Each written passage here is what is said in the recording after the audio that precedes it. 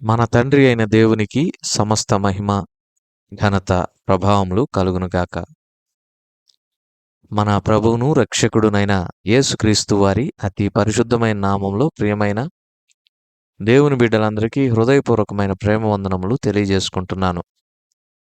దేవుని పరిశుద్ధ గ్రంథంలో నుండి లేవియా కాండము 23వ అధ్యాయం 9వ వచనం నుండి 21వ వచనం వరకున్న వాక్య భాగాన్ని మనము ధ్యానం చేద్దాం.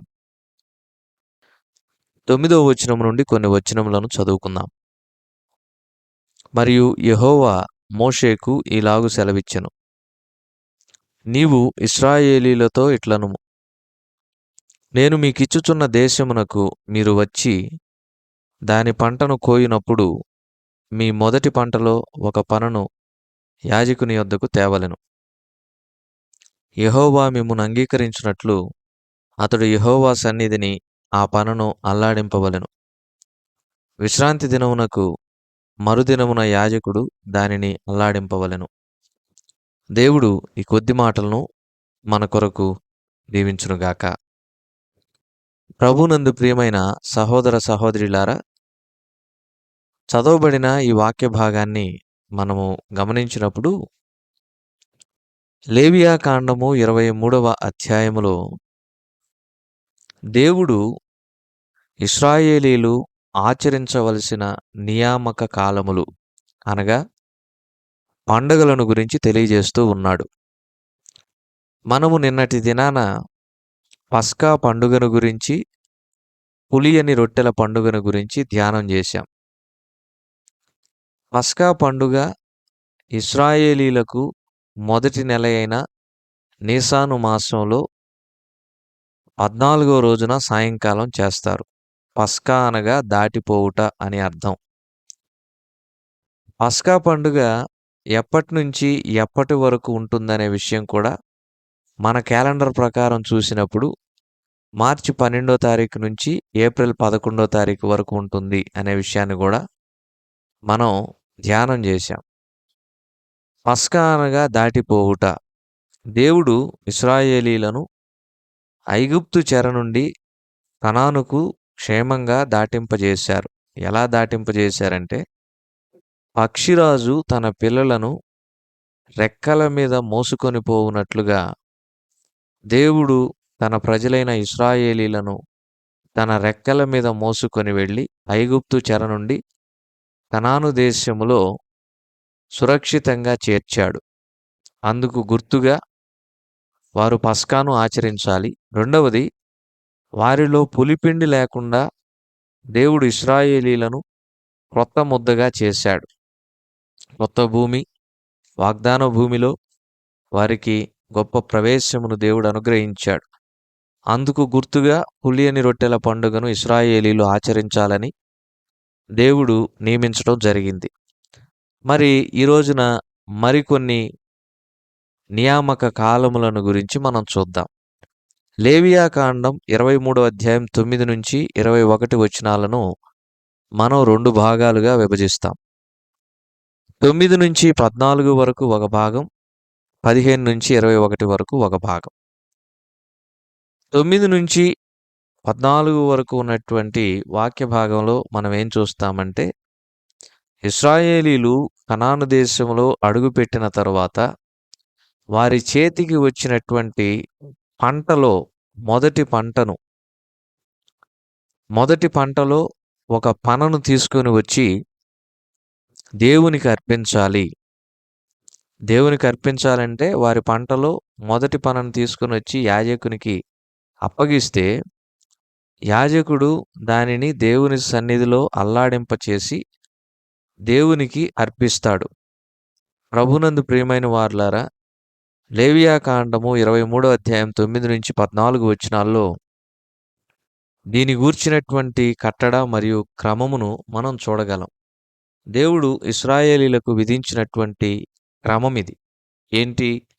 వారు కనాను దేశంలోనికి ప్రవేశించిన తరువాత వారి యొక్క భూమి పంటలోని మొదటి పనను తీసుకొని వచ్చి దేవునికి అర్పించాలి.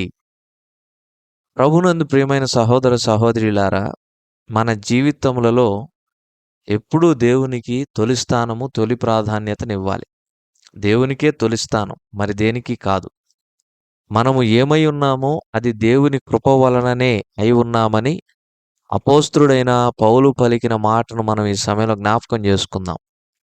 మనం కలిగి ఉన్న ఆహారము, ఆరోగ్యము, ఐశ్వర్యము సమస్తం కూడా దేవుడే మనకు అనుగ్రహించాడు.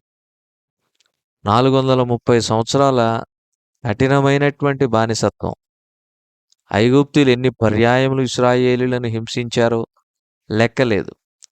ఎన్ని పర్యాయములు ఇశ్రాయేలీయులను బూటుకాళ్లతో తన్నారో లెక్కలేదు. ఎన్ని పర్యాయములు ఇశ్రాయేలీయులను హీనంగా చూశారో లెక్కలేదు. ఇశ్రాయేలీయులు ఐగుప్తీయుల చేతిలో ఘోరంగా అవమానించబడ్డారు. ఘోరంగా తృణీకరించబడ్డారు. ప్రభునందు ప్రియమైన సహోదర సహోదరులారా, ఈ క్రమంలో మనం ఒక విషయాన్ని జ్ఞాపకం చేసుకుందాం. అదేంటంటే, దేవుని యొక్క ప్రజలు తృణీకరించబడ్డారు, విసర్జించబడ్డారు, దూషించబడ్డారు, ద్వేషించబడ్డారు. అయితే దేవుడు కనికరించి కృప చూపి వారిని అనేకులకు పైగా ఉంచారు, తలగా చేశారు. కనుక ఈ స్థితి ఏదైతే ఉందో అది దేవుని కృప వలనే లభించింది కాబట్టి దేవుడు చేసిన మేళ్లను మర్చిపోక కృతజ్ఞతాభావంతో మొదటి స్థానము దేవునికి ఇవ్వాలి అనేది మనం తెలుసుకోవాల్సిన పాఠం. అందుకే ఇశ్రాయేలీలకు దేవుడు నియమించాడు, మీరు కనానులో అడుగుపెట్టిన తర్వాత మీరు పండించే భూమి పంటలో మొదటి పనను తీసుకుని వచ్చి దేవునికి అర్పించాలి. ప్రభునందు ప్రియమైన సహోదర సహోదరులారా, తొలిచూలు సంతానం దేవునికి ప్రతిష్ఠితమైనది. మొదటి పంట అది దేవుని కృప వలన లభించినది, దేవునికి ప్రతిష్టార్పితము, మర్చిపోకూడదు. మనము పొందుకునేటటువంటి ప్రథమ ఫలము దేవుని కృప వలన లభించినది అనే విషయాన్ని ఎప్పుడూ మనం మర్చిపోకూడదు. మన జీవితంలో తొలి స్థానం ప్రభువుకే, మన సంపాదనలో తొలి స్థానం ప్రభువుకే, మనం కలిగి ఉన్న అంతటిలో తొలి స్థానం ఎప్పుడూ ప్రభువుకి ఇవ్వాలని ఈ సమయంలో ఈ వాక్య భాగం నుండి ఒక పాఠాన్ని మనం నేర్చుకుందాం. అమ్మా, అయ్యా, ఇస్తున్నారా ప్రభువుకి తొలి స్థానం? మీ జీవితంలో ప్రభువుకు తొలి స్థానం ఇస్తున్నారా? మీ ఇంటిలో ప్రభువుకు తొలి స్థానం ఇస్తున్నారా? మీ కష్టార్జితంలో తొలి స్థానం ప్రభువుకి ఇస్తున్నారా? ఒకసారి ఆలోచన చేయండి. దేవుడు ఇశ్రాయేలీలకు నియమిస్తూ ఉన్నాడు. ఇశ్రాయేలీలు తొలి స్థానము దేవునికి ఇవ్వాలి. మనం కూడా దేవునికి తొలి స్థానము, తొలి ప్రాధాన్యత దేవునికి ఇవ్వాలి. రెండవది, లేవియాకాండం 23వ అధ్యాయం 15-21 వచనాల్లో మనం చూచినప్పుడు పస్కా పండుగ అయిపోయిన 50వ రోజు, అంటే సరిగ్గా 7 విశ్రాంతి దినములు పూర్తయి ఆ తరువాత, అంటే 7 వారాలు పూర్తయి 50వ రోజు ఏమి చెయ్యాలి అనంటే ప్రథమ ఫలముల పండుగను ఆచరించాలని దేవుడు ఇశ్రాయేలీలకు సూచిస్తూ ఉన్నాడు. ఇది కూడా చాలా శ్రేష్టమైనటువంటి విషయం. ప్రభునందు ప్రియమైన సహోదర సహోదరులారా, మరి ఈ యొక్క 50వ రోజున ఏం చేయాలంటే క్రొత్త ఫలములతో దేవునికి నైవేద్యం అర్పించాలి. దీన్నే మనము హార్వెస్ట్ ఫెస్టివల్ అని చెప్పి అంటాం. కోతకాలపు పండుగ అని చెప్పి కూడా అంటాం అన్నమాట. పస్కా దినము అయిపోయిన 50వ రోజున ప్రభునందు ప్రియమైన సహోదర సహోదరులారా, మరి దేవుని దగ్గరకు ఏమి తీసుకొని రావాలంటే క్రొత్త ఫలమును తీసుకొని రావాలి. దేవుడు మన నుంచి ఫలములను కోరుకుంటున్నాడు. పరిశుద్ధ గ్రంథంలో రకరకాల ఫలములు ఉన్నాయి. మారు మనసుకు తగిన ఫలము ఉంది, ఆత్మ ఫలము ఉంది. ప్రభునందు ప్రియమైన సహోదర సహోదరులారా, ఇంకనూ సువార్త ఫలమని, సేవా ఫలమని, ప్రార్థనా ఫలమని, పరిచర్య ఫలమని, నీతి ఫలము అని, వెలుగు ఫలము అని, ఇలా రకరకాల ఫలములు పరిశుద్ధ గ్రంథంలో ఉన్నాయి. కనుక ఈ ఫలములు మనం ఫలించాలని దేవుడు కోరుకుంటూ ఉన్నాడు. ఈ ఫలములు మనము ఫలించి దేవునికి ఆ ఫలములను అర్పించడమే అసలు సిసలైనటువంటి కోతకాలపు పండుగ. దేవుడు ఆత్మీయమైనటువంటి ఫలములను కోరుకుంటూ ఉన్నాడు. ఒక వ్యక్తి మామిడి తోట కలిగి ఉన్నాడు. పంట చేతికందొచ్చింది. మామిడి ఫలములు కాశాయి. కాసినటువంటి మొదటి ఆ ఫలములను తీసుకొనొచ్చి మందిరానికిచ్చి, తన హృదయమును దేవునికివ్వకపోతే ప్రయోజనమేంటి? తాను పాప క్షమాపణ పొందకపోతే ప్రయోజనమేంటి? తన జీవితం మారకపోతే ప్రయోజనమేంటి? తాను క్రొత్త సృష్టి అవ్వకపోతే ప్రయోజనమేంటి? కనుక మొదట దేవునికి నీ హృదయాన్ని అర్పించు. నీ హృదయం అర్పించుట ద్వారా దేవుడు ఫలించమని చెప్పినటువంటి ఫలములన్నిటిని ఫలించు. ఆ ఫలములను తీసుకొని వచ్చి దేవునికి అర్పించు. అది నిజమైనటువంటి కోతకాలపు పండుగ. ఈ ఫలములు ఫలించకుండా భూసంబంధమైన, లోక సంబంధమైన ఫలములను పండిస్తే అది ప్రయోజనకరం కాదు ప్రభునందు ప్రియమైన సహోదర సహోదరులారా. క్రొత్త ఫలముతో అర్పించాల్సినటువంటి నైవేద్యమును గురించి దేవుడేం చెబుతున్నాడో తెలుసా?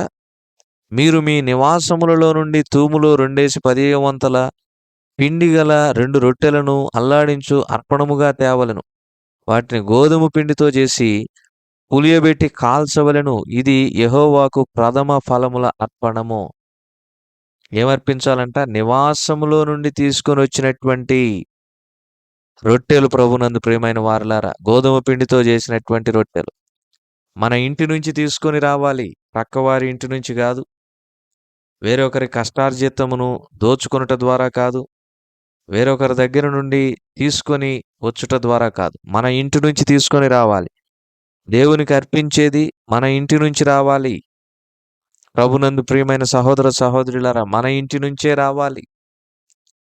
వేరెవరిదో కష్టమును మనం తీసుకోవడం కాదు. ఈ రోజుల్లో చాలామంది ఏం చేస్తారంటే, కష్టమైనటువంటి పనులు చేసేటటువంటి క్రమంలో మాత్రం ఆ పనులన్నీ ప్రక్కన వాళ్లకు తోసేస్తారు. ప్రక్కన వాళ్ళకి ఇచ్చేస్తారు.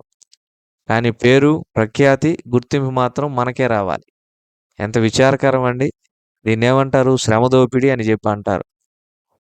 క్రైస్తవుడు దోపిడీ చేసేవాడుగా ఉండొచ్చా? మనము కష్టించి, మనము పండించినటువంటి పంట మన ఇంటి నుంచి తీసుకొని రావాలి. అంతేగాని ఎవరో కష్టపడి పండించినటువంటి పంటను మనం తీసుకొని వచ్చి దేవునికి అర్పించకూడదు. ఈ రోజుల్లో చాలామంది సేవకులు ఏం చేస్తున్నారంటే, తాము చెమటోడ్చి సువార్తను ప్రకటించి ఆత్మలు సంపాదించి ఆ క్రొత్త ఆత్మలను కాయడం లేదు. ప్రక్క సంఘాల్లో ఉన్నటువంటి ఆత్మలను దొంగిలిస్తూ ఉన్నారు. ప్రక్క సంఘాల్లో ఉన్నటువంటి ఆత్మలను ప్రేరేపిస్తూ ఉన్నారు. ప్రలోభాలకు గురి చేస్తూ ఉన్నారు. ఆశ చూపి ఎవరో సేవకులు కష్టపడి సంపాదించినటువంటి ఆత్మలను ఎరవేసి మరీ లాక్కుంటూ ఉన్నారు. ఇది చాలా భయంకరమైనటువంటి వాక్య విరుద్ధమైనటువంటి కార్యము ప్రభునందు ప్రియమైన సహోదర సహోదరులారా. మనము కష్టపడి వాక్యమును ప్రకటించి ఆత్మను సంపాదించాలి. అంతేగాని ఎవరో సంపాదించినటువంటి ఆత్మలను మన సంఘానికి ప్రలోభాలతోటి ఆశలు చూపి తీసుకొని వచ్చామంటే అంతకంటే భయంకరమైనటువంటి విషయం మరొకటి ఉంటుందా? ఆలోచన చేయండి. అలాంటి బ్రతుకు మనకెందుకు? అలాంటి ఆత్మలు, అలాంటి జీవితం మనకెందుకు? మనం కష్టపడి పండించుకున్న ఆహారమును దేవునికి అర్పిద్దాం. మనం కష్టపడి ప్రయాసపడి సంపాదించుకున్న ఆత్మల ద్వారా పరలోకంలో మెప్పు పొందుకుందాం. ఆ ఆత్మలను దేవుని దగ్గరికి తీసుకొని వచ్చి అతిశయిద్దాం. అంతేగాని ఎవరి కష్టాన్నో మనం దోచుకోవద్దు. ఈ ప్రథమ ఫలముల పండుగ ఇశ్రాయేలీలకు దేవుడు ఎందుకు నియమించాడంటే, వారు కనానులో ప్రవేశించిన తర్వాత దేవునికి వారు తొలి స్థానం ఇవ్వాలి, తొలి ప్రాధాన్యత ఇవ్వాలి. ఆయనే మొదటివాడు, కడపటివాడు. కనుక మన జీవితంలో కూడా మనం ఏమై ఉన్నామో అది దేవుని కృప వలన అయ్యున్నామని మరువక, అన్ని విషయములలో ఆయన జ్యేష్ఠుడగునట్లు అన్నిటిలో ఆయనకు ప్రథమ స్థానం ఇద్దాం. దేవుడి కొద్ది మాటలు మన కొరకు దీవించును గాక. ప్రార్థన. కృపగల మా తండ్రి, మీరు అనుగ్రహించిన దివ్య వర్తమానం బట్టి స్తోత్రములు చెల్లిస్తూ, వెతుబడిన వాక్యం నీరు కట్టి ఫలింప చేసి మా ప్రియులను దీవించమని మా రక్షకుడైన యేసుక్రీస్తు వారి పరిశుద్ధమైన నామములో ప్రార్థించి అడిగి వేడుకుంటున్నాము తండ్రి. ఆమెన్.